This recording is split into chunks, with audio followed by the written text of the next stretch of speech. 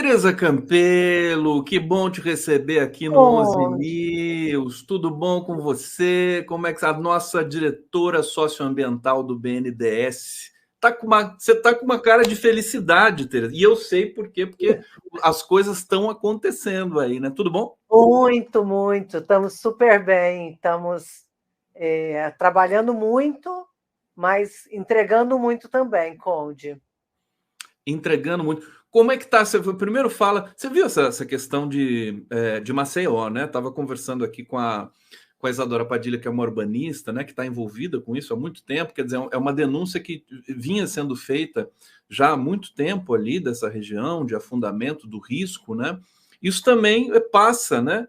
Um pouco pela sua alçada da questão socioambiental. Como é que você interpretou esse evento dramático aí para a população de Maceió? Não, é, passa pela minha área no sentido de eu poder me posicionar, né? Nós Claro. não temos nem financiamento, nem recursos envolvidos, felizmente, nessa situação absurda, né, eu diria, que é de negligência completa, não só com relação ao empreendimento, mas com relação ao setor público, que podia ter atuado e não atuou. Né? Então, eu acho que realmente é uma situação gravíssima. Esperamos que ela possa servir, no mínimo, para que a gente evite que esse tipo de situação se repita, né? Porque não é a primeira nem a última, mas é uma das. É como você disse, ou como disse a colega que me antecedeu,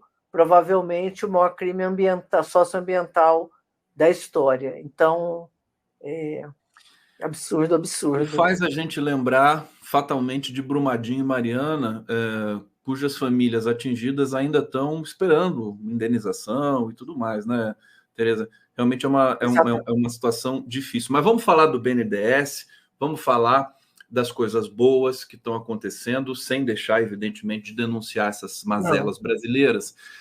Eu tinha recebido, né, de você, do BNDES, o projeto fantástico que é o Restaura Amazônia. E quero que você conte para a gente aqui um pouco desse projeto. Ele está associado com o plano que o Haddad levou para a COP28? Tá. O plano o plano econômico, né, de transformação ecológica, ele é um plano geral que vai ter várias frentes. Indústria, como fazer a transição na indústria, como fazer a transição na parte de energia, a questão agrícola, desenvolvimento agrário, pequeno agricultor. Nós temos desafios amplos no Brasil e o plano de transformação ecológica ele olha o conjunto dessas ações e organiza uma frente de como a gente sair de onde a gente está hoje e transitar para uma situação sustentável, né? Fazer essa transição. Essa agenda, né? Eu diria que eu acho que as pessoas não entenderam, inclusive, como ela é inovadora. Né, Conde? Então, vou me permitir aqui explicar um pouquinho antes do programa em si, porque assim, a agenda de floresta a gente passou por uma tragédia tão grande que qual foi a agenda de transformação envolvendo florestas liderada pelo governo Lula 1, Lula 2 e o governo Dilma? Foi a de barrar o desmatamento. Então, nós nos apresentamos para o mundo, né, a maior parte das emissões brasileiras, né, ao contrário de outros países, ela não se dá na área de indústria nem na energia. O Brasil, essa parte de energia, que é uma parte né, muito forte nos países desenvolvidos e nos países em desenvolvimento, é o centro das emissões. No Brasil, não, porque o Brasil tem a matriz mais limpa do mundo. Né? Então, o centro das nossas emissões de gás carbônico, ou seja, aquilo que é a contribuição que o Brasil tinha, a contribuição negativa que o Brasil tinha para as mudanças climáticas, se concentrava muito em duas frentes: desmatamento da Amazônia e uso do solo, ou seja, transformação de áreas do solo muito vinculadas à agricultura e à pecuária. Então, e que são coisas conectas, né? A questão da floresta e a expansão da agricultura. Então, As emissões brasileiras, elas estão aí. Né? Por isso, não é uma questão menor que nós estamos falando, é o centro, né? 70% das emissões brasileiras estão nessas duas frentes. O que foi Lula 1 e Lula 2, principalmente, que foi o grande anúncio que a gente fez para o mundo, quando o Lula anunciou lá em 2008 que a gente ia reduzir as emissões, que a gente ia reduzir o desmatamento num percentual fantástico, aí de mais de 60%. Todo mundo achou aquilo, nossa, muito blá, blá, blá. Nós fizemos isso não no tempo que a gente se comprometeu, que era até 2020. Antes de 2015, a gente já tinha atingido as metas, por quê? Porque a gente fez uma curva muito forte de enfrentamento do desmatamento, do crime organizado. Então, a nossa agenda foi uma agenda que o mundo reconheceu. O presidente Lula se comprometeu a enfrentar o desmatamento e enfrentou. Nós tivemos a maior contribuição do planeta em redução de gases do efeito estufa. Nenhum país do mundo fez o que o Brasil fez. É por isso que nós temos essa autoridade que o Lula mostrou agora na COP28. Então, o grande desafio nosso era enfrentar o desmatamento. Voltou a ser, né, um dos grandes desafios. Por quê? Porque o desmatamento cresceu de forma absurda de novo com o governo Bolsonaro, que não só foi omisso, como em grande medida estimulava o desmatamento, desautorizava os indígenas, né? Desautorizava, falava que achava que era necessário mineração em terra indígena, por exemplo. A gente viu absurdos e absurdos, né, ao longo do governo Bolsonaro. Então, voltamos a ter um pico de desmatamento, como a gente não tinha já desde o início do governo Lula. Então, assumimos, já estamos enfrentando o desmatamento. As várias ações do governo, seja do Ministério do Meio Ambiente, Ministério da Justiça, o conjunto dos atores atuando para a gente enfrentar o desmatamento, tivemos uma redução. Já antes de fechar o ano, nós já mostramos que vamos cumprir nossa meta. Então, estamos cumprindo, enfrentar o desmatamento. Estamos fazendo mais. Estamos assumindo compromissos de manter a floresta em pé.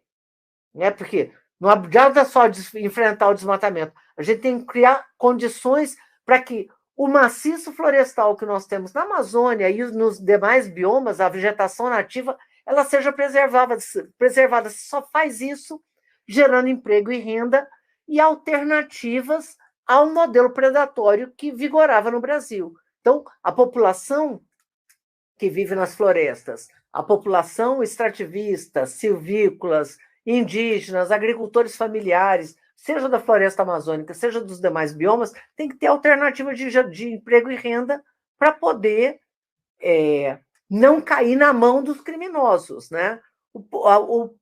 A população pobre, que acaba sendo capturada pelo crime organizado na Amazônia para o desmatamento, ela não quer desmatar. Se ela pudesse, ela mantinha a floresta em pé. Ela acaba fazendo isso porque como única alternativa de emprego e renda. Então, nós estamos construindo alternativas de geração de emprego e renda para manter a floresta em pé. Agora nós estamos fazendo uma outra coisa. Nós estamos dizendo que não basta para o mundo somente não desmatar. Não basta para o mundo somente manter a floresta em pé. Né? Hoje, existe uma única tecnologia capaz de capturar carbono. Né? O que o mundo está se comprometendo, acabou de acontecer, está acontecendo ainda a COP28, é reduzir emissões. Então, os países estão dizendo, nós vamos reduzir emissões, vamos transitar de uma energia fóssil para energia limpa, vamos transitar de uma energia de uma indústria emissora. Nós estamos dizendo aqui agora, nós vamos ajudar a capturar carbono. Existe somente uma tecnologia capaz de capturar carbono, que é plantar árvores. Então, o que o governo Lula anunciou é o quê? Nós não só vamos continuar enfrentando o desmatamento, nós queremos manter a floresta em pé, mas nós vamos além. Nós vamos capturar carbono, nós vamos reconstruir a floresta, nós vamos restaurar o arco do desmatamento, que é aquela região, Conde, né? A parte mais frágil da floresta é esse arco que fica na franja da floresta, né? Que vai ali do Acre, passa pelo noroeste do Mato Grosso, pega o Pará e um pedacinho do Maranhão, passando pelo sul, do estado do Amazonas. Esse território é um território de entrada do desmatamento, né? Seja da fronteira agrícola, seja do crime organizado, né? Que hoje o desmatamento na Amazônia não é só roubo de madeira, é mais. É crime organizado, é mineração ilegal, certo? Está articulado com o narcotráfico, está articulado com o que existe de pior. Então, se articula essas várias frentes, dilapidando a nossa floresta e as nossas riquezas. Então, o que nós queremos fazer? Reconstruir, restaurar a floresta nesse território. Se a gente fizer isso, né, eu falo, né, Conde? Você já está com a mãozinha levantada aí, não me segurar, eu não paro aqui. Mas só para fechar, ao reconstruir o arco, que hoje é o arco do desmatamento, e a gente transformar no arco da restauração, a gente consegue 4 coisas, com uma medida só.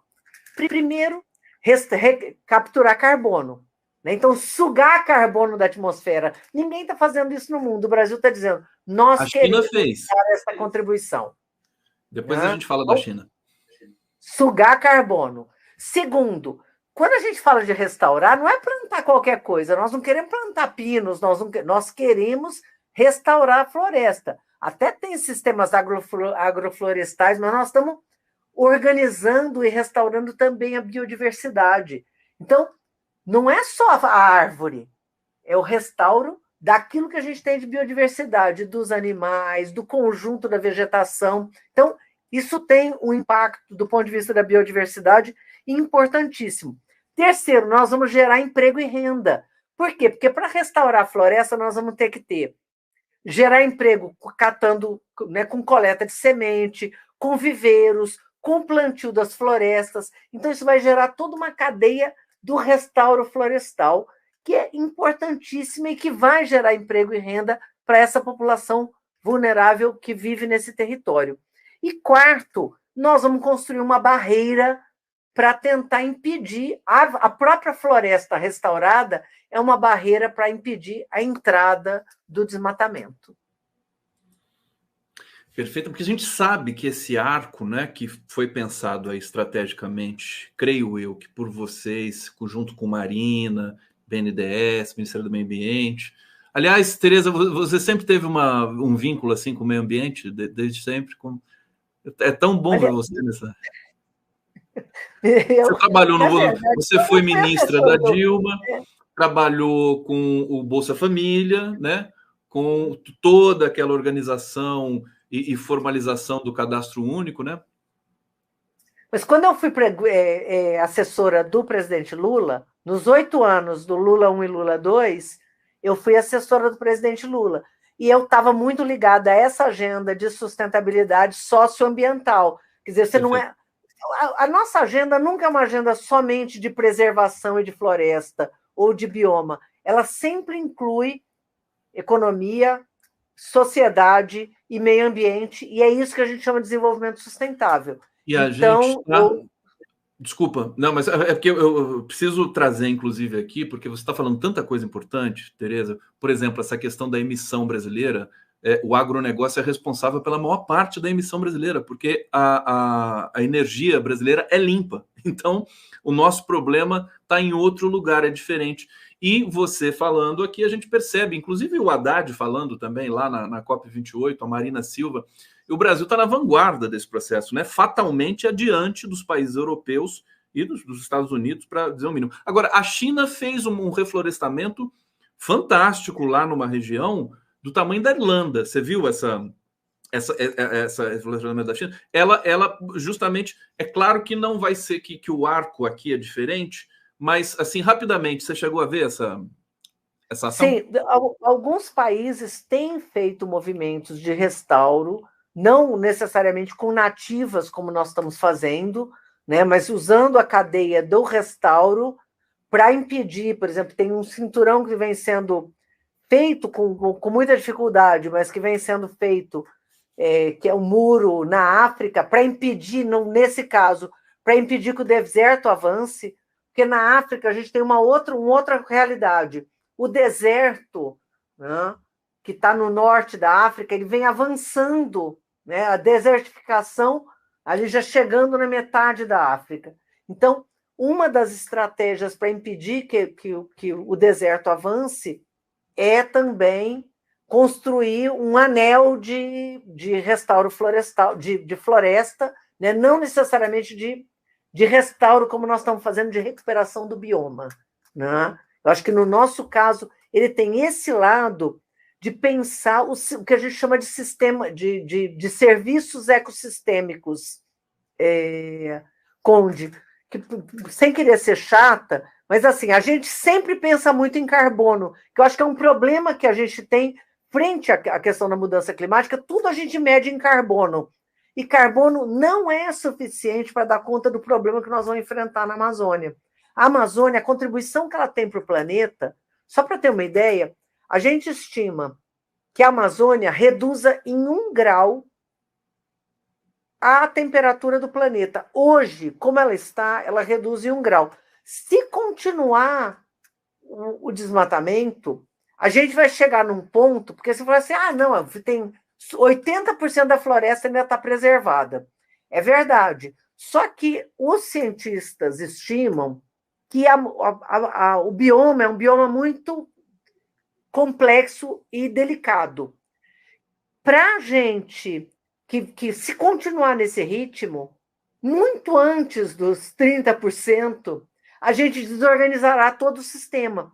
Porque essa franja de desmatamento, ela tem mudado o clima na própria Amazônia. Né? Então, muda o regime de chuvas, muda a temperatura e vai desorganizar a Amazônia. Então, nós estamos muito perto do que eles chamam de ponto de não retorno. Ou seja, nós estamos perto, não tem que desmatar 80% da Amazônia para deixar de ter Amazônia.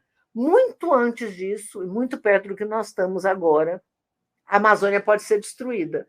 Então, ao reconstruir a Amazônia, a gente está impedindo o ponto de não retorno e a gente está garantindo esses serviços ecossistêmicos, os rios voadores, a biodiversidade da Amazônia, que é riquíssima e que é uma riqueza que a gente usa mal, né? O que a floresta nos oferece. Então, a gente poderia estar usando, né, esses serviços ecossistêmicos, a bioeconomia, garantindo com isso não só a riqueza do país, né, as chuvas no sul, as chuvas na Argentina, as chuvas em São Paulo, né, que são garantidas, né, por todo esse ecossistema maravilhoso, e que está em risco. Então, não está em risco só a Amazônia, as pessoas fazem uma ideia idílica quase, né? O mico-leão-dourado, que nem está lá, né? Mas, então, fica uma visão europeia do que é a Amazônia, e não é. Nós estamos atuando exatamente para reconstruir a Amazônia nesse sentido.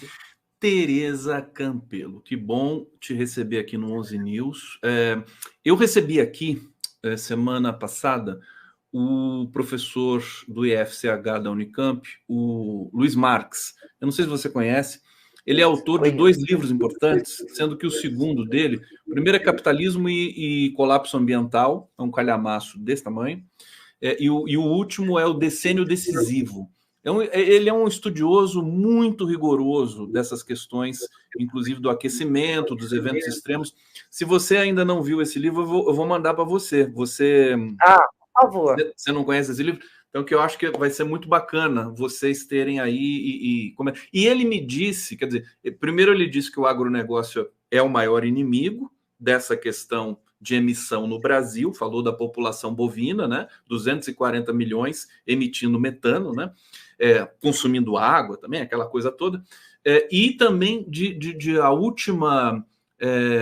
o último incêndio ali na região do Mato Grosso, 70 milhões de animais morreram. Ele falou um número desse tamanho, assim, 70 milhões de animais, né, aqueles animais ali da região. Né? Quer dizer, é um drama muito grande pensar o que aconteceu durante o governo anterior que estimulava esse tipo de destruição. Mas eu quero destacar o programa que vocês estão implementando. Eu vou compartilhar aqui o Twitter da Tereza Campelo. Olha só, Restaura a Amazônia, enfrentamos o desmatamento, agora vamos além, queremos reconstruir a floresta, transformar o arco do desmatamento no arco da restauração, 24 milhões de hectares, como ela disse aqui, Segundo passo, o setor privado também poderá participar, contribuindo para restaurar a floresta. Fundo Clima, em 2024, destinará 550 milhões iniciais, com linhas de financiamento que viabilizam esses investimentos. Então, eu quero fazer 2 perguntas aqui no bojo desse fio do Twitter que você colocou, o BNDES também. Primeira coisa, esse arco, esse plano das árvores nativas e de todo esse ecossistema que vocês vão começar a restaurar, precisa ser acompanhado de uma vigilância muito forte, porque é a zona mais sensível ali, como vocês rastrearam, dessas violações, vamos dizer assim. E aí eu quero que você fale dos valores, quer dizer, 1,2 bilhão de reais destinados para esse programa, e também queria que você falasse se é o BNDES que administra o Fundo Amazônia, que esse que recebe, isso, né? Que recebe dos países, isso mesmo. Né? Na verdade, esse projeto, né, do Arco da Restauração, para a gente dar conta de restaurar todo o arco, nós vamos precisar de muito dinheiro, certo?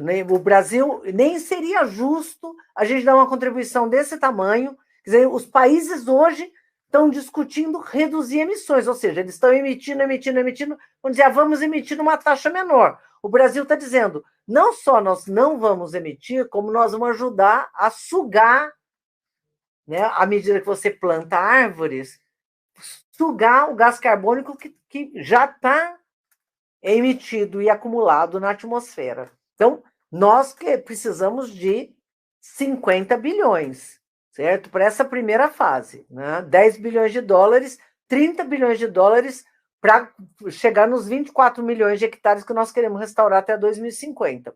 Mas o que nós estamos dizendo? E aí não foi só um anúncio genérico, queremos fazer isso.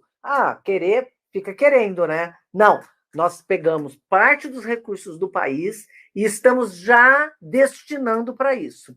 São 2 frentes de recursos que nós estamos abrindo. Uma, 450 milhões, que já estão destinados. O edital saiu segunda-feira, então faço um convite, não é uma coisa de boca, tá, Conde? O edital foi publicado segunda-feira, então nós fizemos o anúncio e publicamos o edital, que vai restaurar, são 450 milhões, para iniciar esse processo de restauro no arco do desmatamento em algumas áreas. O dinheiro do Fundo Amazônia, ele é um dinheiro não reembolsável. E ele, obviamente, não pode ser usado para o grande negócio, né? Agronegócio, para o setor privado. Então, estes 450 milhões, eles estão destinados para quem? No arco do desmatamento, para terras indígenas, unidades de conservação, aí entra floresta, entra reserva extrativista, né, os vários tipos de unidade de conservação, assentamentos, áreas públicas não destinadas, porque tem áreas nossas que foram desmatadas, são públicas, mas ainda não são, né, nem terra indígena, nem unidade de conservação, e áreas de agricultura familiar, até 4 módulos fiscais, ou seja, pequenos agricultores familiares que se disponham junto com a gente, reconstruir a floresta. Então, esses 450 milhões serão destinados para este público. Agora, nós também temos um outro fundo que também é administrado pelo BNDES, que é o Fundo Clima. O Fundo Clima já tem hoje 400, quer dizer, terá, a partir de 1º de janeiro, 400 milhões de recursos para financiar florestas, restauro florestal, florestas do setor privado. Aí é dinheiro para financiamento, não é dinheiro não reembolsável. Setores que estejam interessados e queiram fazer essa contribuição com o país, pode tomar empréstimo, nos ajudar a reconstruir a floresta, e as pessoas falam, mas por que alguém vai reconstruir a floresta? Tem mecanismos de você nos ajudar a fazer esse restauro florestal de forma produtiva, né? Com manejo florestal, né? Hoje, a tecnologia envolvendo áreas de restauro é muito evoluída, né? A floresta ela não tem que estar intacta, ela tem que ser preservada. Então, você pode... tem formas de manejo que você tira, identifica unidades, né, de árvores que você possa organizadamente ir retirando e fazer a venda, que é legal, não é ilegal e não é desmatamento nesse sentido, né?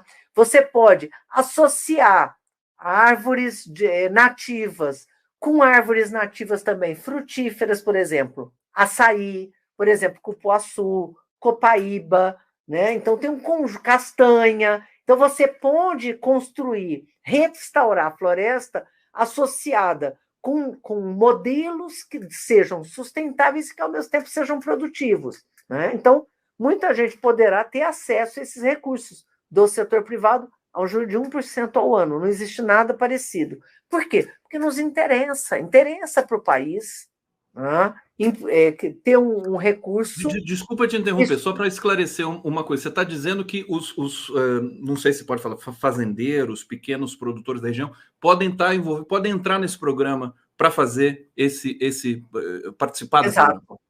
E grandes áreas ou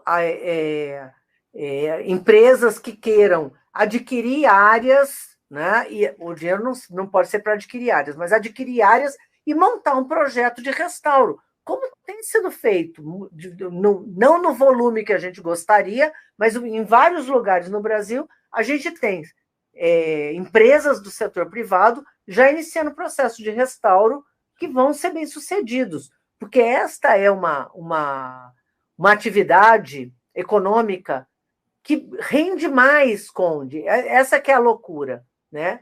Ela rende mais do que a soja, rende mais do que o gado improdutivo, como nós temos, rende mais do que a grande maioria das atividades que são feitas depois do desmatamento. Então, é possível associar uma atividade economicamente não só viável, como rentável, né, a uma missão que o mundo vai precisar enfrentar.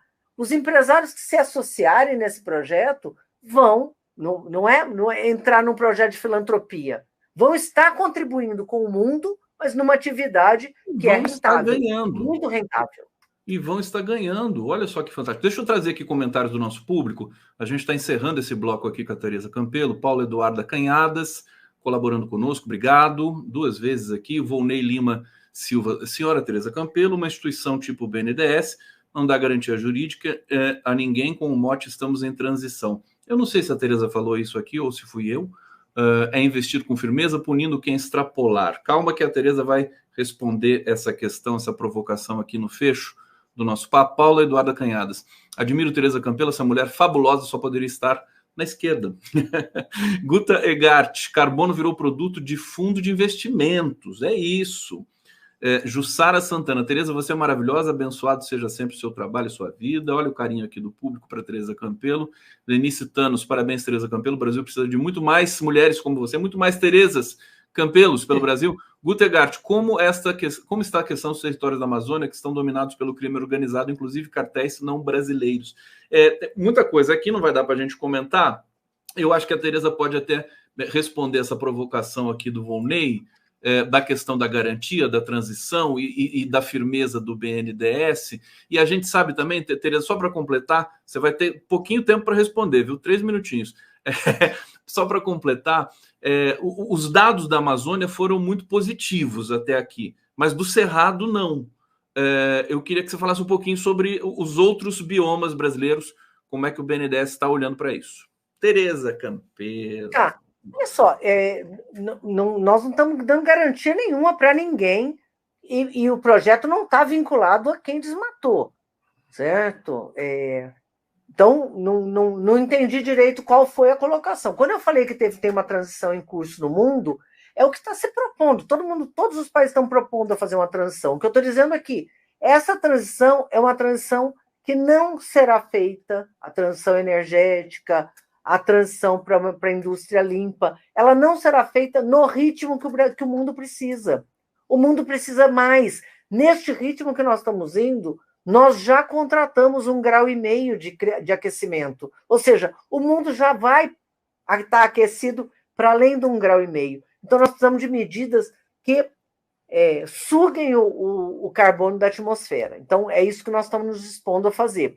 Tem áreas indígenas, tem áreas de florestas, tem áreas extrativistas, de reservas extrativistas, que foram desmatadas ilegalmente. O setor privado entrou lá e desmatou. Nós precisamos restaurar. Esse recurso vai ajudar a fazer isso, né? Então, nós não estamos dando dinheiro para quem é desmatador, né? Primeira coisa. Inclusive, Conde, aproveito aqui para anunciar que não só o BNDES